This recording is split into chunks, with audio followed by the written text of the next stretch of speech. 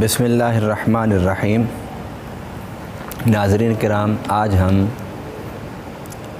اللہ تعالیٰ کے ایک پیغمبر اور رسول حضرت عزیر علیہ السلام، جن کا ذکر قرآن پاک میں بہت کم ہے، مگر قرآن پاک نے جس حوالے سے ان کا ذکر کیا وہ ذکر اعتقادات کے حوالے سے ہیں، اور اعتقادات کے ذکر میں بھی اللہ تعالیٰ نے جس عقیدے پر گفتگو فرمائی اور حضرت عزیر علیہ السلام نے اللہ سے سوالات کیے تھے، استفسار کیے تھے، اس عقیدے کا تعلق انسان کے مرنے کے بعد جی اٹھنے سے ہے۔ اسلام کے عقائد میں سب سے بڑا اور پہلا عقیدہ توحید کا ہے۔ توحید کے بعد انسانوں کے رہنمائی اور ہدایت کے لیے جس چیز کی ضرورت ہے وہ ہے نبوت اور رسالت۔ اس پر یقین رکھنا کہ اللہ کے کچھ بندے منتخب ہوتے ہیں جنہیں رسول اور نبی کہا جاتا ہے، اور وہ برحق تھے، برحق ہیں، اور کتابوں پر ایمان، ملائکہ پر ایمان، یوم آخرت پر ایمان، مرنے کے بعد دوبارہ جی اٹھنے پر ایمان،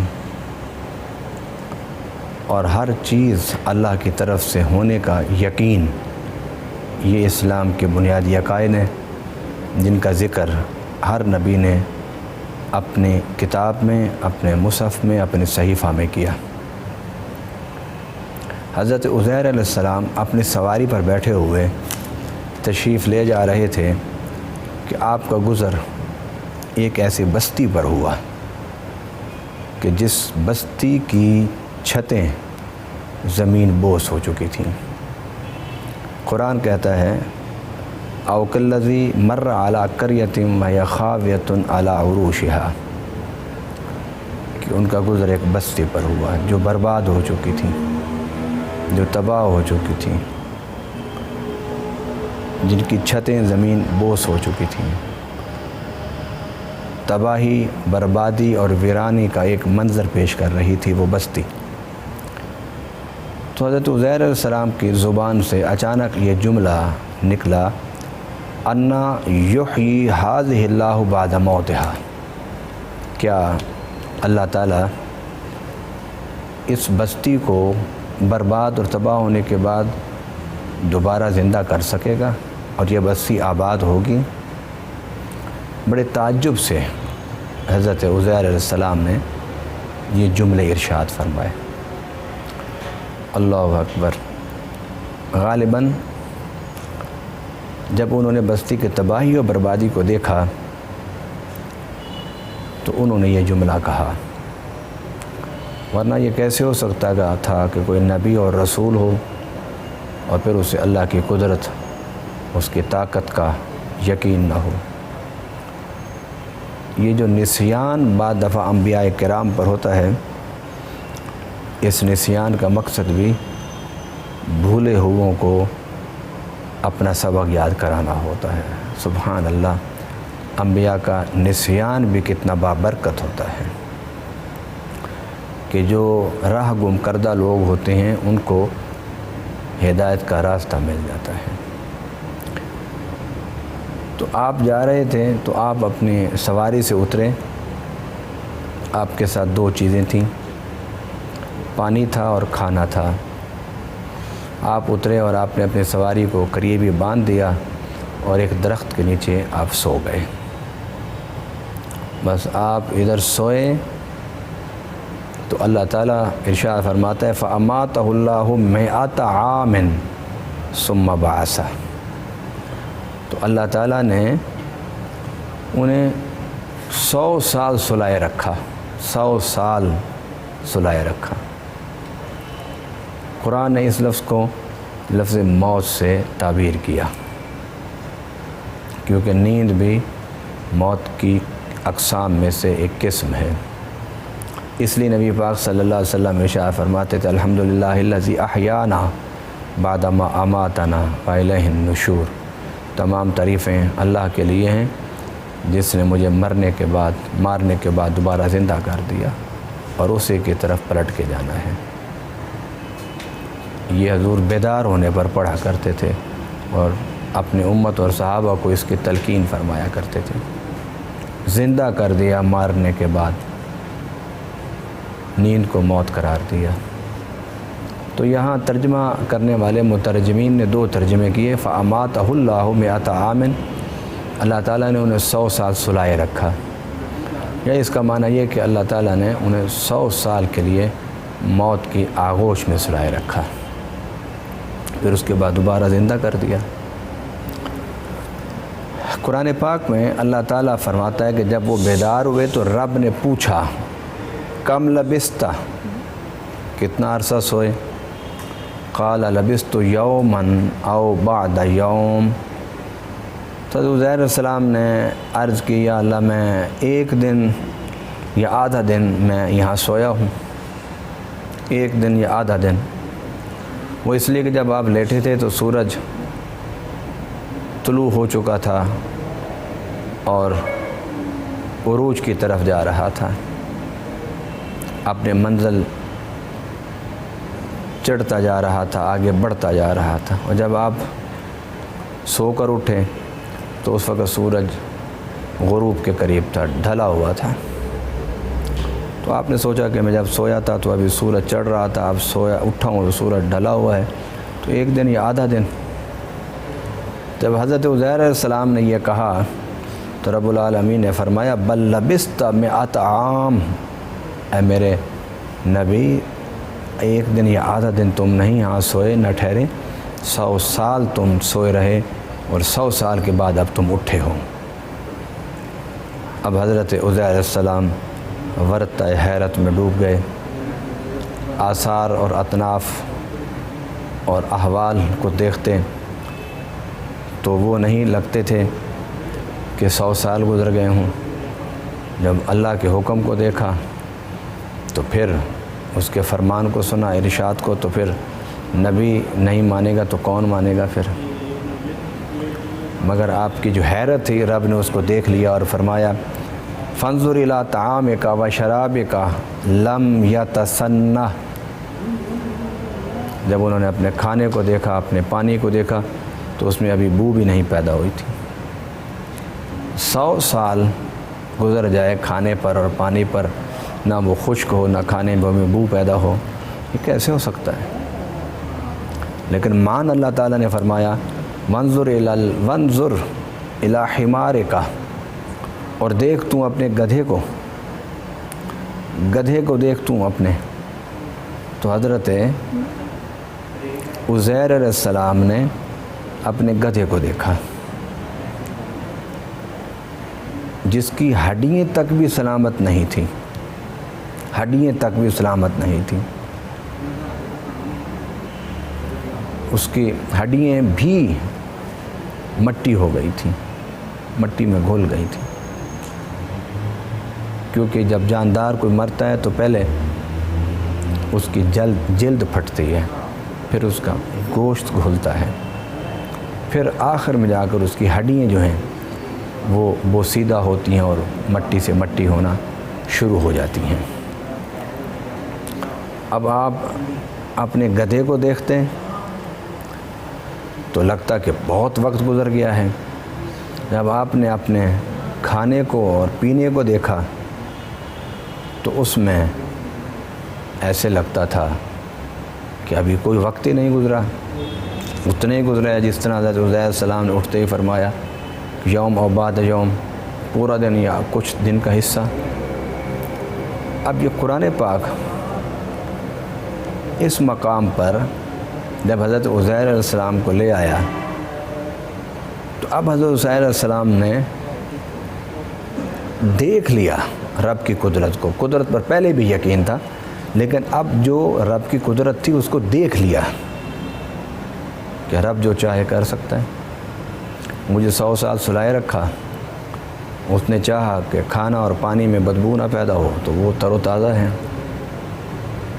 اور فطرت کے قانون کو دیکھیں تو گدھے کو مرنا چاہیے تھا، اتنی بڑی عمر تو نہیں ہوتی، گدھے کو مرنا چاہیے تھا، مرنے کے بعد جتنا زیادہ وقت گزرتا اس حساب سے اس کے جسم کی حالت ہونی چاہیے تھی، وہ ایسے ہی ہوا۔ اب اللہ تعالیٰ نے فرمایا عزیر علیہ السلام سے کہ اے میرے بندے عزیر، اب دیکھو میں کیا کرتا ہوں۔ تو قرآن پاک میں اللہ تعالیٰ نے فرمایا وانظر الی العظام کیف ننشزها ثم نکسوها لحما، اب دیکھ کہ ہم کس طرح اس گدھے کی ہڈیوں کو جوڑتے ہیں، پھر انہیں اٹھاتے ہیں، پھر انہیں گوشت پہناتے ہیں، اٹھاتے ہیں اور اسے گوشت پہناتے ہیں۔ اللہ تعالیٰ کے حکم سے ہڈیاں جڑنے لگ گئیں، اس کے اوپر گوشت چڑھا، پھر اس کے اوپر چمڑا چڑھا، اور وہ گدھا زندہ ہو کے حضرت عزیر کے سامنے کھڑا ہو گیا۔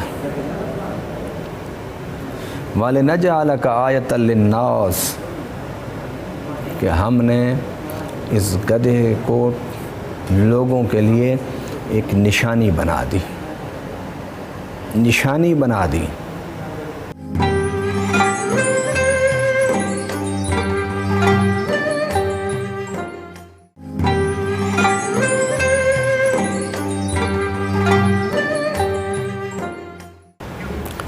فلما تبین لہ، جب اللہ تعالیٰ نے اس پر اس حقیقت کو واضح کر دیا اور دکھا دیا کہ میں چاہوں تو تجھے 100 سال سلائے رکھوں، 100 سال کے بعد زندہ کر دوں، میں چاہوں تو جلد خراب ہونے والی چیز اس کو 100 سال خراب نہ کروں، اور میں چاہوں تو تمہارا گدھا مرنے کے بعد بوسیدہ ہو گیا، ہڈیاں گل گئیں اس کی، میں نے اسے دوبارہ زندہ کر دیا۔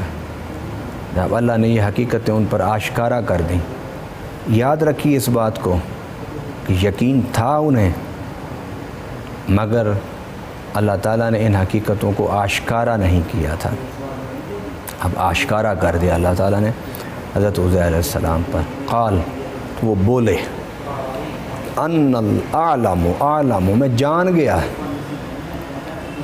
جانتے تو پہلے بھی تھے کہ اللہ یہ سب کاموں پر قادر ہے، جانتے تو پہلے بھی تھے کہ اللہ مارنے کے بعد دوبارہ زندہ کرنے پر قادر ہے۔ اس جاننے سے مراد صرف جاننا نہیں، علم ہی نہیں، بلکہ اس علم کے ساتھ علم معرفت بالمشاہدہ ہے، کہ جو میں جانتا تھا اب اس کا میں نے مشاہدہ کر لیا۔ کس چیز کا مشاہدہ؟ ان اللہ علی کل شیء قدیر، کہ میرا اللہ ہر شے پر قادر ہے، جو چاہے کر سکتا ہے۔ ناظرین کرام، اللہ تعالیٰ نے اپنے پیغمبر حضرت عزیر علیہ السلام کے حوالے سے ایک بات یہ بیان کی اور ایک بات توحید کی بیان کی سورۃ توبہ میں۔ یہ دو باتیں حضرت عزیر علیہ السلام کے حوالے سے ملتی ہیں۔ عزیر علیہ السلام کے حوالے سے پہلی کتابوں میں بڑا تذکرہ ہے، مگر ناظرین کرام قرآن تاریخ کی کتاب نہیں ہے کہ اس میں ہر واقعے کے بڑے اور چھوٹے پہلو کو بیان کر دیا جائے۔ قرآن ہدایت کی کتاب ہے، اور ہدایت کا کام شروع ہوتا ہے انسان کے عقل سے، انسان کے ذہن سے۔ تو اللہ تعالیٰ انسان کی عقل، فکر اور سوچ کو بدلنے کے لیے حضرت عزیر علیہ السلام کے حوالے سے کچھ حقیقتیں ہمارے سامنے رکھ رہا ہے، اور یہ وہ حقیقتیں ہیں جو حضرت عزیر علیہ السلام نے دیکھیں، پرکھیں، اور پھر اللہ تعالیٰ نے جب یہ ساری حقیقتیں ان کے سامنے واضح کر دیں تو اس کے بعد اب ان کے لیے یہ بات حیرت کی بات نہیں تھی کہ ایک بستی، ایک علاقہ، ایک قریہ تباہ ہونے کے بعد کیسے آباد ہو سکتا ہے۔ مفسرین کرام نے لکھا اس مقام پر کہ جب 100 سال کے بعد حضرت عزیر علیہ السلام اٹھے اور یہ سارے مشاہدہ کرنے کے بعد رب نے فرمایا کہ عزیر ذرا دیکھو وہ بستی جس بستی کو اجڑنے اور تباہ ہونے کے بعد تم نے کہا تھا کیفا تحیی الموتى، تو کیسے زندہ کرتا ہے مردوں کو، انا یحیی ھذہ اللہ بعد موتها، اللہ تعالیٰ اس بستی کو کیسے زندہ کرے گا۔ 100 سال کے بعد جب حضرت عزیر السلام اٹھے، اس بستی کو دیکھا تو وہ پہلے سے زیادہ خوبصورت آباد و شاد تھی۔ ناظرین کرام، یہ بات ذہن میں رکھیے کہ جب یہ عقیدہ ذہن میں بیٹھ جائے کہ میں دنیا میں آیا ہی اس لیے ہوں کہ میں نے یہاں سے ایک دن آگے جانا ہے اور آگے جا کے میں نے اس دنیا کے تمام معاملات کا جواب دینا ہے، جب یہ حقیقت آپ کے ذہن میں آ جائے گی تو آپ 100 بار سوچیں گے جب بھی کوئی قدم اللہ کے خلاف اٹھائیں گے، اللہ کی مرضی کے خلاف اٹھائیں گے، اس کی رضا کے خلاف اٹھائیں گے، اس کی خوشنودی کے خلاف اٹھائیں گے۔ کیوں آپ سوچیں گے کہ پہلے قدم پر ہی الہامی کتابیں، انبیاء اور رسل یہ سوچ، یہ عقیدہ پیدا کرتے ہیں کہ اے رب کے بندے، تو نے اللہ کے سامنے حاضر ہونا ہے اور اس کا جواب دینا ہے۔ اور اسی عقیدے کو تو سورہ فاتحہ میں بیان کیا گیا مالک یوم الدین کے الفاظ میں، کہ وہ اللہ مالک ہے جزا اور سزا کے دن کا۔ یہ جزا اور سزا کا دن، اس کا ذکر اللہ تعالیٰ نے قرآن میں سورہ فاتحہ میں کیا ہے کہ تمہارا اللہ ہے، وہ رب العالمین ہے، وہ رحمان الرحیم ہے، وہ مالک یوم الدین ہے، کہ وہ تمہیں پال رہا ہے۔ تو کس لیے پال رہا ہے؟ ایسے ہی تمہارے پالنے کا کوئی مقصد نہیں ہوگا؟ وہ تم سے پیار کرتا ہے، تم سے محبت کرتا ہے۔ اس سب کچھ کے باوجود تمہیں قیامت کے دن اس کے سامنے کھڑے ہو کے جواب دینا ہوگا۔ یہی عقیدہ ہے جو حضور صلی اللہ علیہ وسلم نے مکی زندگی میں پیدا کیا، مکی زندگی میں سمجھایا، اور اسی عقیدے کو مکہ والے بھول چکے تھے۔ مکی صورتوں میں جتنا ذکر اللہ تعالیٰ نے مرنے کے بعد دوبارہ اٹھنے کے عقیدے کو بیان کیا اور اس کے دلائل دیے، اس کے براہین دیے، اتنا زیادہ تو کوئی عقیدہ بھی اللہ نے بیان نہیں کیا قرآن پاک میں۔ بالعموم تو پورے قرآن میں اللہ تعالیٰ نے اسی عقیدے پر گفتگو فرمائی ہے، لیکن بالخصوص مکی صورتوں میں اللہ تعالیٰ نے اس کو بڑی تفصیل سے، بڑی وضاحت کے ساتھ بیان فرمایا۔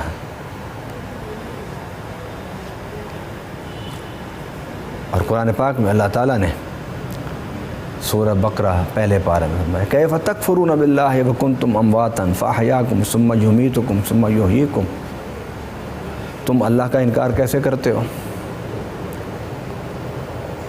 کہ تم مردہ تھے، مردہ کا معنی تم تھے ہی نہیں، تو اس نے تمہیں زندگی دی، پھر تمہیں مارے گا، پھر تمہیں زندہ کرے گا، یعنی تم بالکل نہیں تھے۔ ایک موت قرآن نے اس معنی میں لیا، عدم کے معنی میں، تم معدوم تھے، اسے تمہیں وجود دے دیا، اور پھر وہ تم پر موت طاری کرے گا۔ تو اب وہ عاجز آ گیا ہے کہ وہ تمہیں نہیں پیدا کر سکتا، تمہیں زندہ نہیں کر سکتا۔ اگر وہ معدوم سے تمہیں موجود کر سکتا ہے تو مرنے کے بعد تم موجود تو ہونا، خواہ قبر میں تمہارا جسم ہے، ہڈیاں ہیں، گوشت ہے، بال ہیں، ناخن ہیں، کچھ بھی ہے، ہو تو موجود نا۔ اگر وہ معدوم سے تمہیں بنا سکتا ہے تو تمہیں موجود ہوتے ہوئے تمہارے اس وجود کے اندر روح نہیں ڈال سکتا۔ ناظرین کرام، آپ سابقہ انبیاء کرام کے واقعات کو پڑھ کے دیکھ لیجئے۔ جس قوم میں بھی شرک آیا، کفر آیا، ظلم آیا، فساد آیا، اس قوم کی تاریخ کو پڑھیے، اس نے سب سے پہلے مرنے کے بعد دوبارہ اٹھنے کے عقیدے کو فراموش کیا، پھر ان کے اندر ساری خرابیاں پیدا ہوئیں، سارے جرم پیدا ہوئے، سارے فساد پیدا ہوئے۔ آئیے حضرت عزیر علیہ السلام کے حوالے سے، کہ جس کو اللہ تعالیٰ نے ایک بڑے ہی خوبصورت انداز میں بیان فرمایا تاکہ ہر شخص سمجھ جائے، بہت پڑھا لکھا، کم پڑھا لکھا یا بالکل جس نے پڑھا نہ ہو، اس کو ایک اللہ تعالیٰ نے حضرت عزیر علیہ السلام کے واقعے کے ساتھ اس حقیقت کو واضح فرمایا۔ اور اسی آیت کے بعد اللہ تعالیٰ نے حضرت ابراہیم کا واقعہ بھی بیان کیا، اور وہ بھی اسی حوالے سے۔ میں صرف اس مسئلے کی وضاحت کے لیے جو اس واقعے کے ساتھ ابراہیم کے چند کلمات ہیں جو اللہ تعالیٰ نے ذکر کیے، ان کو بھی میں آپ کے سامنے رکھ دیتا ہوں۔ وَإِذْ قَالَ إِبْرَاهِيمُ رَبِّ أَرِنِي كَيْفَ تُحْيِي الْمَوْتَى، حضرت ابراہیم علیہ السلام نے کہا اللہ مجھے دکھا تو کیسے مردوں کو زندہ کرتا ہے۔ بھئی یہ نبی اپنے یقین کے لیے نہیں کہہ رہا تھا، بلکہ لوگوں اور انسانیت کی یقین کے لیے اللہ سے مثال مانگ رہا تھا۔ اللہ نے پوچھا اولم تؤمن، کیا تو ایمان نہیں رکھتا؟ قال بلا ولکن لیطمئن قلبی، اللہ ایمان اور یقین رکھتا ہوں لیکن صرف اپنے دل کے تسلی کے لیے پوچھ رہا ہوں۔ فرمایا 4 پرندے پھر پکڑ لے، ان کو اپنے ساتھ مانوس کر لے۔ جب وہ مانوس ہو گئے فرمایا اب ان کو ذبح کر کے ان کی کھال اتار کے ان کا گوشت آپس میں ملا دے۔ ملانے کے بعد فرمایا گوشت اٹھا اور پہاڑوں کے مختلف چوٹیوں پر ان کا گوشت رکھ دے۔ اب حضرت ابراہیم سے کہا بیٹھو اور ایک ایک پرندے کا نام لو۔ ان 4 پرندوں میں سے مور کا نام لیا، مور کا گوشت کے لوتھڑے اڑے ٹکڑے اور آپس میں ملتے گئے، اس پر چمڑا چڑھا اور وہ حضرت ابراہیم کے پاس آ گئے۔ اس طرح دوسرے پرندے کا نام، پھر تیسرے کا نام، پھر چوتھے کا نام، 4 پرندوں کے نام حضرت ابراہیم علیہ السلام لیتے گئے اور وہ پرندے زندہ ہو کے سامنے آتے گئے۔ ناظرین کرام، آج کے اس پروگرام میں ہم حضرت یحییٰ علیہ السلام کا ذکر بھی کریں گے۔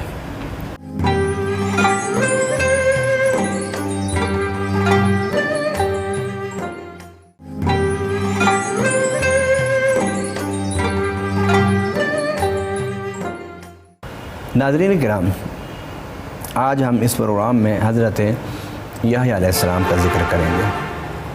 آپ کے والد حضرت زکریہ تھے، جن کو بڑی لمبی عمر دعاؤں کے بعد اللہ تعالیٰ نے حضرت یحییٰ علیہ السلام عطا فرمائے تھے، اور ساتھ ہی فرما دیا تھا کہ میں نے اس تیرے بیٹے کا نام یحییٰ رکھا، وہ خوبصورت ہوگا، وہ سردار ہوگا، وہ بے رغبت ہوگا، بہت حسین اور جمیل ہوگا، نبی ہوگا، بڑے کمالات والا ہوگا۔ حضرت یحییٰ علیہ السلام حضرت عیسیٰ علیہ السلام دونوں خالہ زاد بھائی تھے۔ یحییٰ علیہ السلام حضرت عیسیٰ علیہ السلام سے پہلے تھے، اور حضرت عیسیٰ علیہ السلام کو بپتسمہ حضرت یحییٰ علیہ السلام نے دیا تھا۔ حضرت یحییٰ علیہ السلام عین جوانی کے عالم میں جب آپ اپنے فریضہ نبوت اور رسالت انجام دے رہے تھے تو آپ کے علاقے میں ایک بڑا واقعہ ہوا۔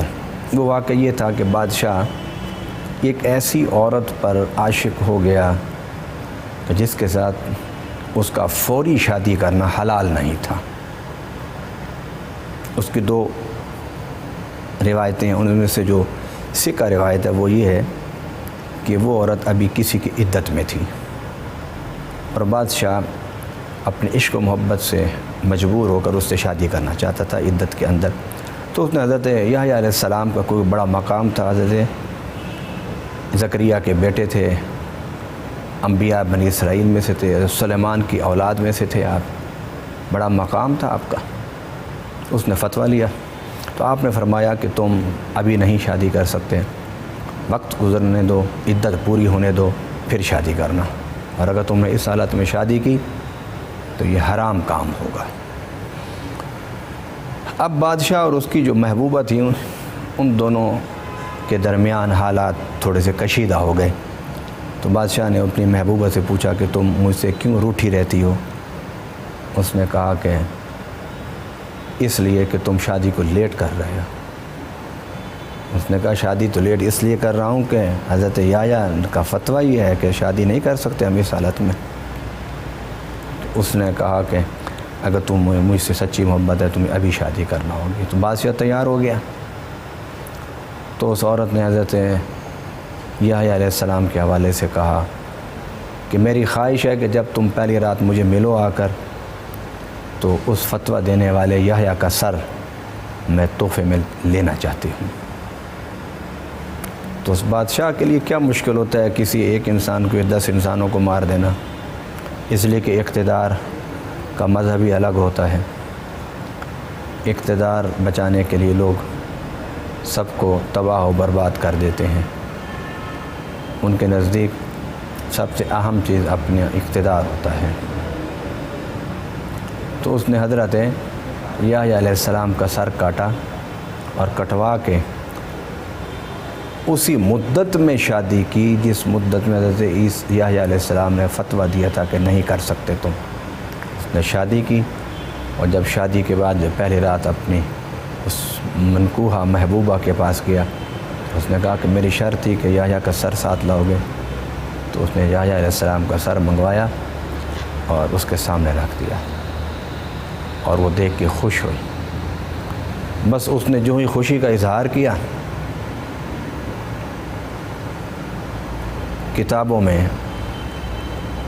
صحائف میں، تاریخ میں موجود ہیں کہ اسی وقت وہ ان کا کمرہ، ان کا بستر جس پر وہ بیٹھے تھے، وہ حضرت یحییٰ علیہ السلام کے سر سمیت زمین میں دفن ہو گیا۔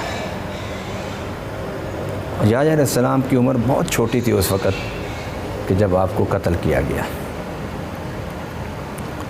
تو جب آپ کا سر زمین میں دفن ہو گیا اور اس عورت کا کمرہ، بادشاہ کا کمرہ بھی زمین میں دفن ہو گیا، تاریخ میں بڑے واضح الفاظ میں لکھا ہوا ہے کہ 300 سال تک اس جگہ سے خون نکلتا رہا۔ 300 سال تک جس جگہ حضرت یحییٰ علیہ السلام کا سر اقدس کو دفن کیا گیا۔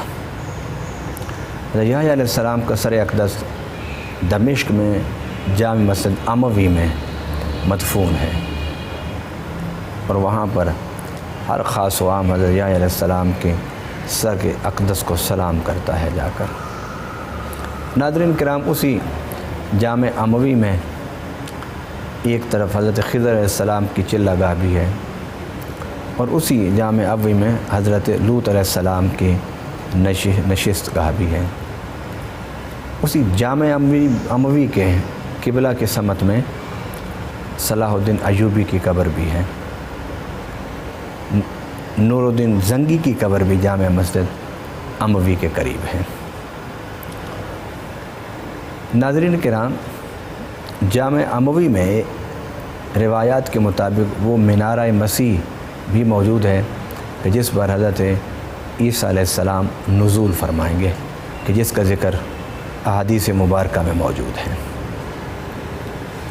اور یہ دونوں خالہ زاد بھائی حضرت یحییٰ علیہ السلام اور حضرت عیسیٰ علیہ السلام، انہوں نے مل کر بھی اوائل میں تبلیغ کی، دعوت دی لوگوں کو اور اللہ کی طرف بلایا۔ حضرت یحییٰ علیہ السلام کی زندگی میں یہ بات بڑی اہم ہے کہ آپ نے رب کے حرام کیے ہوئے کو حلال نہیں کیا، بادشاہ کے خوف سے، بادشاہ کے ڈر سے۔ اور یہی اہل اللہ کا راستہ ہوتا ہے، یہی اہل اللہ کا طریقہ ہوتا ہے، یہی اسلوب ہے اہل اللہ کا کہ وہ نہ طمع اور لالچ میں آتے ہیں کہ دین کو بدل دیں، نہ وہ بادشاہوں کے خوف سے دین کو بدلنے کا فتویٰ دیتے ہیں۔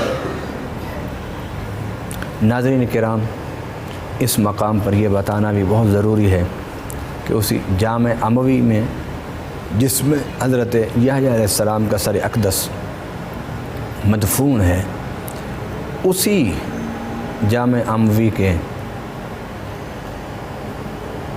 بائیں طرف سیدنا امام حسین علیہ السلام کا سر اقدس بھی مدفون ہے، کیونکہ سیدنا امام حسین علیہ السلام کے سر اقدس کو کربلا سے کوفہ اور کوفہ سے دمشق لایا گیا تھا، اور آپ کے سر اقدس کو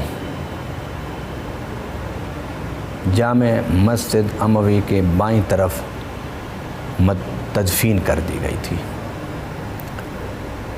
آج وہ مقام جو کل تک یزید کا قید خانہ تھا، آج وہ مقام عاشقان رسول اور محبان اہل بیت کی عقیدتوں کا مرکز ہے۔ سبحان اللہ، اس ایک جگہ پر جلیل القدر نبیوں میں سے ایک نبی کا سر اقدس ہے، اور اسی مسجد میں امام الانبیاء سید المرسلین حضرت محمد رسول اللہ صلی اللہ علیہ وسلم کے نواسہ کا سر اقدس مدفون ہے، اور یہ وہ نواسے تھے میرے آقا صلی اللہ علیہ وسلم کے کہ جن کے بارے میں حضور فرمایا کرتے تھے حسین و منی و انا من حسین، کہ حسین مجھ سے ہیں اور میں حسین سے ہوں۔ اور یہ آپ کے وہ نواسے تھے کہ اگر آپ سجدے کی حالت میں ہوتے، پیٹھ پر بیٹھ جاتے، تو آپ سجدے کو لمبا کر دیتے تھے، اس لیے کہ رب نے جبرائیل کو بھیجا، پیارے آقا صلی اللہ علیہ وسلم سے کہا کہ اے میرے حبیب، میرے باہرگاہ میں سجدے کو لمبا کر دینا، سر نہ اٹھانا کہ تیری پیٹھ پر حسین بیٹھا ہے۔ مبادہ تو سر اٹھائے اور وہ زمین پر گرے اور اسے چوٹ آ جائے۔ اللہ اکبر۔ حضرت امام حسین سے صرف حضرت مولا علی کو پیار نہیں تھا، صرف خاتون جنت ہی کو پیار نہیں تھا، نبی پاک صلی اللہ علیہ وسلم کو بھی پیار تھا، اور خود خدا کو بھی پیار تھا۔ سیدنا امام حسین علیہ السلام کے بارے میں کتابوں میں موجود ہے۔ حضور صلی اللہ علیہ وسلم نے فرمایا میرے دو پھول ہیں، ایک حدیث یہ ہے، دوسرا فرمایا جنت کے دو پھول ہیں، ان میں سے ایک کا نام حسن ہے اور دوسرے کا نام حسین ہے۔ اور سیدنا امام حسن و حسین ایک بار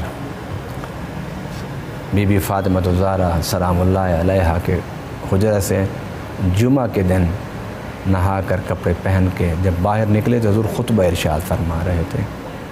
دوران خطبہ حضور صلی اللہ علیہ وسلم نے جب شہزادوں کو آتے ہوئے دیکھا تو آپ نے خطبہ موقوف کر کے ممبر سے اترے، دونوں شہزادوں کو اٹھا لیا، اور اٹھا کر دونوں شہزادوں کو اپنی گود میں بٹھا کر ایک کو ایک ران پر دوسرے کو دوسرے ران پر بٹھایا، اور اپنے سینے سے لگا کر دوبارہ پھر خطبہ ارشاد فرمانا شروع کر دیا،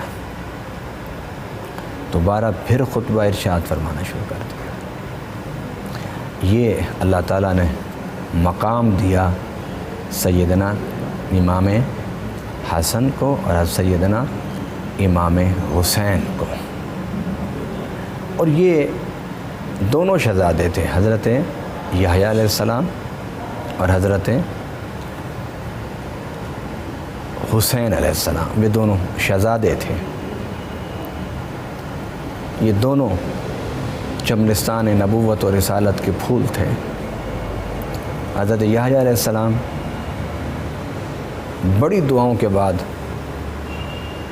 اللہ تعالیٰ نے حضرت زکریا علیہ السلام کو عطا فرمائے، اور حضور صلی اللہ علیہ وسلم کی اولاد نرینہ اولاد ہوئی، مگر بچپن میں ہی دنیا سے رخصت ہو گئی، اس لیے کہ اللہ کی مشیت یہ نہیں چاہتی تھی کہ میرے حبیب کا کوئی بیٹا زندہ ہو، جوان ہو، اور پھر نبوت کے مقام پر نہ ہو، اس لیے کہ آپ سے پہلے جو نبی آئے ان کے بیٹے نبوت کے مقام پر فائز ہوئے، اس لیے اللہ تعالیٰ نے آپ کو بیٹے تو عطا فرمائے تاکہ کوئی یہ نہ کہے کہ آپ کی اولاد نہیں تھی، مگر بچپن میں اللہ تعالیٰ نے انہیں اپنے پاس بلا لیا۔ جب لوگوں نے دیکھا کہ حضور صلی اللہ علیہ وسلم کی تو اولاد ہی نہیں ہے، بیٹے ہی نہیں ہیں، بیٹیاں ہیں اور بھائی ہے کوئی نہیں، کیونکہ اس قبائل کی زندگی میں سب سے بڑی جو قوت کی چیز تھی وہ بھائی ہوتے تھے اور پھر بیٹے ہوتے تھے۔ تو انہوں نے کہا کہ کیا تم نے محمد صلی اللہ علیہ وسلم سے لڑائی لینی ہے؟ تو تھوڑا ہی عرصہ ہے، ان کا تو نام مٹ جائے گا، یہ تو ابتر ہیں، یہ تو مقتول نسل ہیں، نعوذ باللہ۔ تو رب نے فرمایا ان شانئک ھو الابتر، پیارے تو ابتر نہیں ہے، تیرا دشمن ابتر ہے۔ تو حیران تھے صحابہ کرام کہ اس آیت کی کیا تشریح ہوگی، انا اعطیناک الکوثر فصلی لربک وانحر ان شانئک ھو الابتر، کہ تیری نسل تو چلنی ہے۔ جبکہ بیٹے ہوئے تین اور تینوں فوت ہو گئے۔ تو سیدنا امام حسین علیہ السلام جب پیدا ہوئے تو میرے آقا نے فرمایا حسین منی وانا من الحسین، حسین مجھ سے ہے اور میں حسین سے ہوں۔ حضور صلی اللہ علیہ وسلم نے اس طرح اشارہ فرمایا کہ میری نسل آگے بڑھے گی قیامت تک۔ جب سیدنا امام حسین علیہ السلام پیدا ہوئے تو میرے آقا نے فرمایا حسین منی وانا من حسین، حسین مجھ سے ہے اور میں حسین سے ہوں۔ پھر دنیا نے دیکھا کہ حضور صلی اللہ علیہ وسلم کی نسل مشرق سے مغرب، شمال سے جنوب، ساتوں بر اعظم میں موجود ہے۔ یہ قرآن کی اس آیت کی تفسیر ہے جس میں اللہ نے فرمایا انا اعطیناک الکوثر، کہ ہم تمہیں کوثر عطا فرمائیں گے۔ ناظرین کرام، چمرستان نبوت کے دونوں پھول سیدنا یحییٰ علیہ السلام کا سر اقدس بھی جامع اموی میں اور سیدنا امام حسین علیہ السلام کا سر اقدس بھی جامع اموی میں موجود ہے، جو مرجع خلائق ہے، لوگوں کی زیارت کی سب سے مقدس جگہیں ہیں، اس لیے کہ انہوں نے اپنی جانیں دین حق کی سربلندی کے لیے اللہ کے حضور پیش کر دی تھی۔ اللہ تعالی ہمیں بھی اعلیٰ اقدار اور مقاصد کے لیے قربانیوں کا راستہ اختیار کرنے کی توفیق عطا فرمائے۔ وما علینا الا البلاغ المبین۔